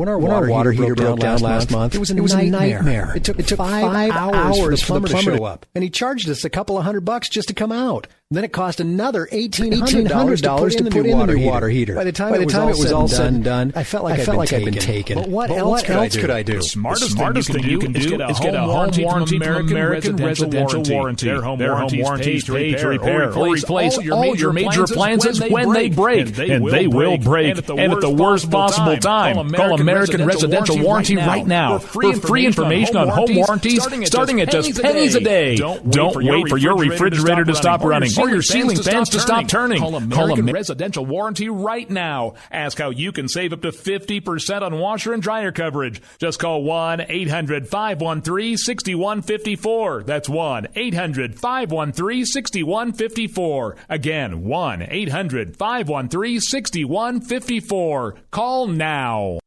Tired of paying outrageous prices for Viagra? Well, we have great news for you. Now you can finally get Viagra at huge discounts. Healthy Man allows you to save up to $500 on Viagra. Why pay U.S. pharmacy prices of $15 per pill or more when you can get Viagra for less than $3 a pill? Call today and get 40 Viagra pills for only $99. This can cost as much as $600 at your local pharmacy. You can't afford not to call us. If you want Viagra at the lowest prices, never pay $15 a pill pharmacy prices again. Get Viagra for less than $3 a pill. Call 1-800-516-7602 today and save up to $500 and get 40 pills for just $99. Healthy Man is fast, easy, and affordable. Operators are waiting at 1-800-516-7602 to take your call right now. Call 1-800-516-7602. That's 1-800-516-7602. Again, 1-800-516-7602.